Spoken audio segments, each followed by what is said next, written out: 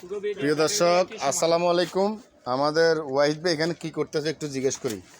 ওয়াহিদ ভাই আসসালামু আলাইকুম। ওয়ালাইকুম সালাম। আপনি এখানে কি করতেছেন? এখানে ব্যাটারি খুলি টুলি সব সদরবদে করে নিয়েছেন? ব্যাটারি নিয়ে সদরবদর করিনি, ব্যাটারি নিয়ে একটু কাজ করলাম, এটাকে ঠিকঠাক করলাম আর কি। ঠিকঠাক করলাম কি ঠিকঠাক করছেন? এই ব্যাটারিগুলোর বয়স হচ্ছে মাত্র 2 মাস। হ্যাঁ, এগুলো তো ফুলি টুলি গেছে। খোলার কারণ হচ্ছে চার্জারে হাই কাট করে নাই, চার্জ ফুলে বন্ধ হওয়ার কথা, কাস্টমারও বন্ধ হয় না, এই জন্য ফুল চার্জ হয় না মনে করে র্যান্ডম চার্জ দিছে। এইসব ব্যাটারিগুলো 3 থেকে 4 ঘন্টা চার্জ করতে হয়, এগুলো 5 থেকে 6 ঘন্টা।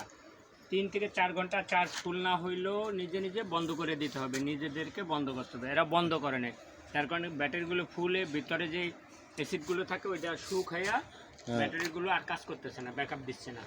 এখন ব্যাটারিগুলো ঢাকনা খুলে আবার অ্যাসিড রিফিল করলাম, মানে প্লেটগুলোকে একটু ভিজাই দিলাম, ভিজাই দিয়া এখন আবার চার্জ করতেছি। এখন দেখি যে চার্জ ধরে।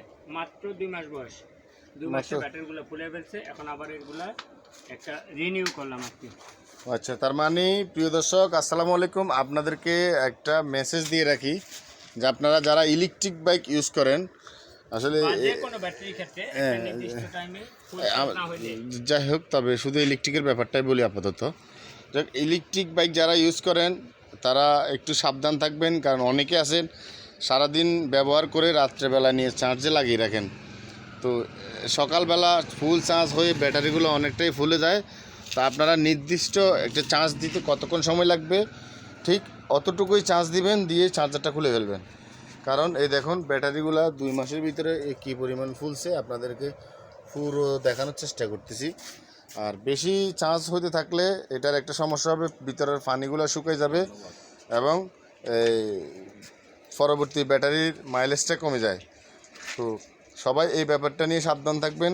তো আজকের ভিডিও এ পর্যন্ত। সবাই ভালো থাকবেন, সুস্থ থাকবেন। আল্লাহ হাফেজ, আসসালামু আলাইকুম।